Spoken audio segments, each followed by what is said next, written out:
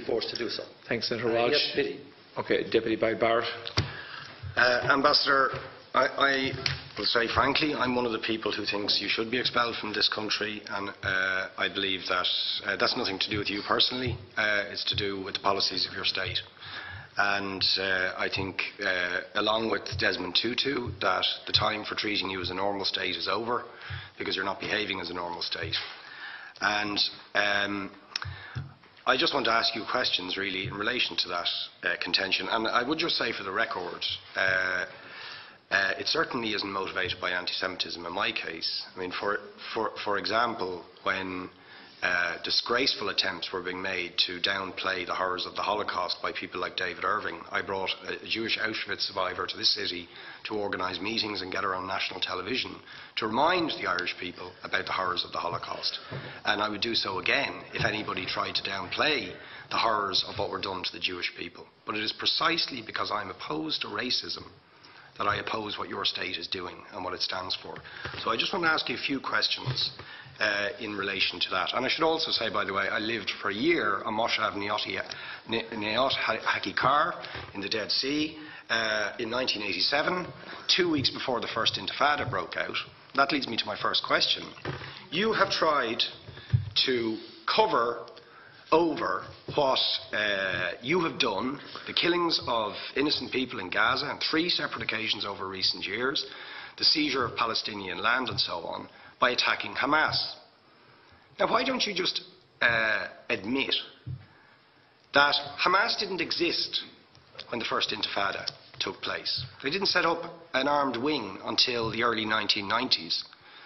And that there was a reason that PLO were in Tunis at the time, exiled, effectively not present. But the ordinary Palestinians rose up because you denied them basic rights.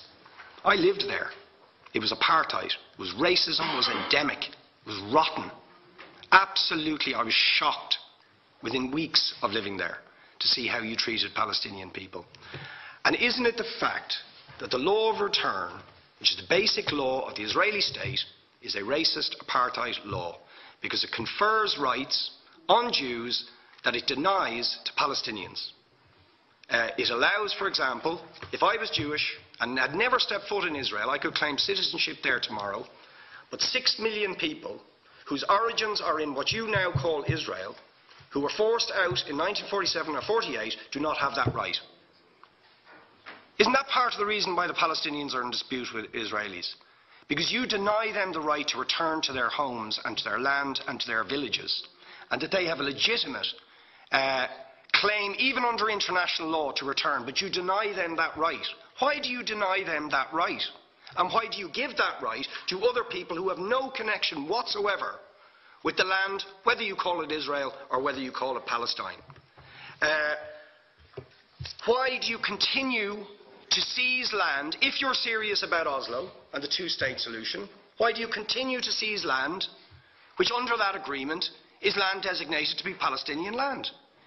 500,000 people, most of which has taken place since Oslo. You allow that to happen. Why do you allow it to happen if you're serious about giving this land to the Palestinians?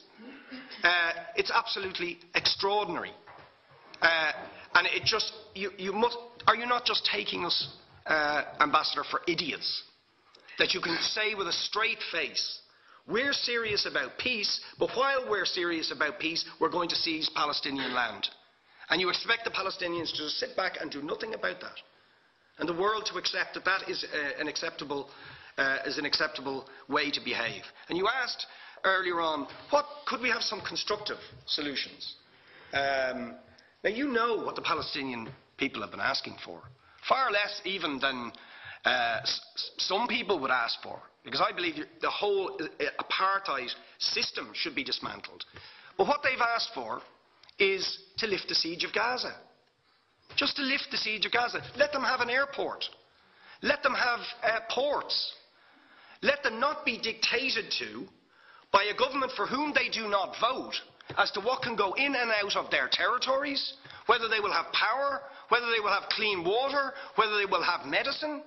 What makes you think you're allowed to have nuclear weapons and the 4th biggest army in the world and visit destruction on the people of Gaza But they have no right to defend themselves. They have no territorial sovereignty over that land. Would you ask questions, please? How do you justify that? Yeah. All right. How do you justify those double standards? And very lastly, Ambassador, people like Bishop Tutu, Nelson Mandela, and I would certainly describe your state as an apartheid state, with different laws for people depending on their race or religion. Now, isn't that just the case that, for example, at checkpoints going into the West Bank, there's a channel if you're Israeli or European, and there's a channel if you're Arab? Just because you're Arab. If you came into Dáil Éireann and they stopped you and said, "Are you Jewish?" "Oh no, sorry, you can't come in through the same entrance as Irish people or European people because you're Jewish," you would call that racism and apartheid. But yet, you practice that. You practice that with your checkpoints and your military barriers and your apartheid wall. How can you justify that? All right, thank you. Last